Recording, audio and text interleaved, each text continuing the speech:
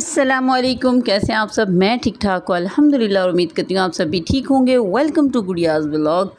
आज की वीडियो मैं एक बता रही हूँ सफ़र अचानक से कहाँ का करना पड़ गया हमें कि सुबह 5 बजे कल हमें न्यूज़ आई सुबह सुबह नमाज के बाद कि मेरी फूफाज़ाद भाई हैं, उनकी मिसिस की डेथ हो गई है। फैसलाबाद में वो होती थी और बीमार थी काफ़ी टाइम से।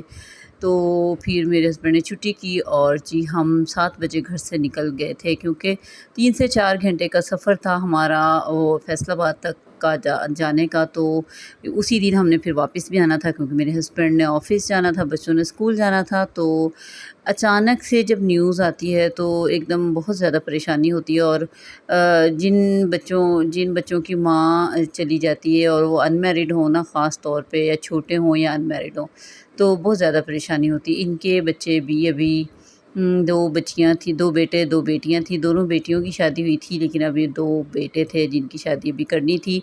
तो बहरहाल उनका जनाज़ा हुआ, उनकी मग़फ़िरत की दुआ की और हम वापसी के लिए निकल पड़े। जब हम वापसी के लिए निकले, ज़ाहिर है हमें मग़रिब का टाइम से भी ज़्यादा हो गया था जब हम निकले। तो जब ये सूरज ग़ुरूब हो रहा था ना, तो मैं अपने हस्बैंड से कह रही थी, और मैंने फिर साथ वीडियो बनाई कि मैं कह रही थी जैसे वो मेरे रिश्ते में मेरी भाभी लगती थी, जैसे आज वो हमारी भाभी का ये ज़िंदगी का सूरज, लास्ट ज़िंदगी का दिन ग़रूब हो जाएगा सूरज का। किसी दिन ऐसे हम भी होंगे। हम मुसलमान इस बात को ज़्यादातर हम भूले हुए हैं कि हमने मरना है और हमारी ज़िंदगी का सूरज एक न एक दिन ग़रूब हो जाएगा। बस अल्लाह ताला हम सबको ज़्यादा से ज़्यादा अपनी आखिरत की तैयारी करने की तौफ़ीक दे, आमीन। थक गए थे, सो गए। नेक्स्ट डे माशाल्लाह शुरू हो गया था और जी सुबह नमाज़ कुरान पाक में मेरे हस्बैंड जब पढ़ लेते हैं फिर इनको उठा देते हैं, ताकि ये भी अपना सबक सुना दें, तीनों बच्चे अपना अपना। और बहुत अच्छी माशाल्लाह माशाल्लाह अभी तो फ़िलहाल घर में रूटीन बनी हुई है, मेरे पास ही तीनों पढ़ लेते हैं।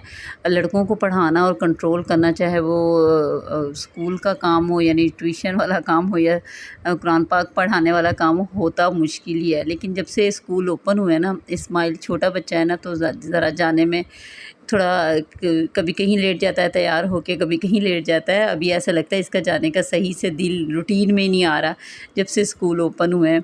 तो छुट्टी जब जिस दिन सैटरडे संडे हो, बहुत खुश होता है कि आज मेरी छुट्टी है। मैंने कहा अभी तो इतनी छुट्टियां आप लोगों ने गुजारी हैं, अब फिर छुट्टी पे इतना खुश होते हो। तो सभी बच्चों की एक जैसी रूटीन होती है, छुट्टी पे तो सारे ही बच्चे, बड़े हों चाहे छोटे, बड़े खुश होते हैं। तो जी माशाल्लाह जब से स्कूल ओपन हुए हैं माशाल्लाह से एक रूटीन बन गई है। बच्चे स्कूल, ट्यूशन, स्पारा। वरना छुट्टियां जब थी ना, तो जब बस ऐसी रूटीन चल रही थी। तो मेरे हस्बैंड इनको सुबह स्कूल जाते हुए, स्कूल ऑफ़िस जाने से पहले स्कूल छोड़ देते हैं, और इनको वापसी पे इनका रिक्शा हमने लगवाया हुआ है, चिंची रिक्शा जिसको बोलते हैं यहाँ पे, तो वो वापसी पे छोड़ देता है। तो जी बारिशें हो रही हैं जगह जगह। मौसम जब बारिश होती है बहुत अच्छा हो जाता है, जब बारिश होके चली जाती है बहुत हबस गर्मी और घुटन सी ऐसे हो जाती है। फ़िलहाल तो ये चल रहा है, लेकिन अल्हम्दुलिल्लाह बहुत बेहतर है। पंखों की हवाएं काफ़ी बेहतर हो गई हैं, और बिजली के बिलों में काफ़ी कमी आ रही है लोगों के। नहीं तो एसी जहाँ चलते हैं वहाँ पे तो कबाड़ा ही हो रहा है। अच्छा जी, तो दोपहर में जब बच्चे आने वाले थे ना, तो उनके आने से पहले पहले फ्रूट काट के ऐसे रख देती हूँ और उनको दे देती हूँ। माशाल्लाह वो खा लेते हैं फ्रूट। खिलाने का भी ना, रखा हुआ फ्रूट बच्चे तो कभी भी नहीं खाते, लेकिन फिर भी मैं ये एप्पल आए हुए हैं आजकल, इनको मैं धो के फ्रिज में रख देती हूँ। तो जब भी किसी भी काम के लिए वो फ्रिज खोलते हैं तो उनको सामने नज़र आते हैं, तो वो उठा के खा लेते हैं। और दूसरी मज़े की बात ये कि आजकल जो मज़ेदार से सेब आए हुए हैं ना, साइज़ भी इनका बड़ा मुनासिब है, वैसे भी बहुत मीठे और मज़ेदार हैं।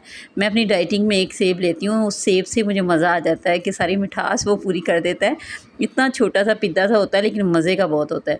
आते ही मैंने इनको बनाना शेक दिया, उसके बाद थोड़ी देर बाद फिर मैंने इनको फ्रूट ये दे दिया था कि ये बैठे बैठे खा लेंगे। और ख़ास तौर पे जब टीवी देख रहे हो ना, कुछ भी हाथ में दे जो खा लेते हैं। लेकिन ये तरीका तो वैसे ठीक नहीं है, बच्चों को तवज्जो से बिठा के खिलाना चाहिए। और मेरे हस्बैंड अगर यहाँ पे होते, उन्होंने फ़ौरन कहना था टीवी बंद करवाओ फिर खाना, इन्होंने ये चीज़ खानी है। क्योंकि वो हमेशा खाना जब भी मैं इनको खिलाती हूँ टीवी बंद करवा के फिर ही खाना इनको खाने देते हैं कि तवज्जो से खाना खाएं। तो लेकिन मैं अभी और भी काम कर रही थी साथ साथ। हम ख़वातीन को ये होता है चलो बच्चे सुकून से बैठे हैं और खा रहे हैं, चलो यही बहुत है। उनके फेवरेट कार्टून चल रहे थे और मैंने उनको दे दिया।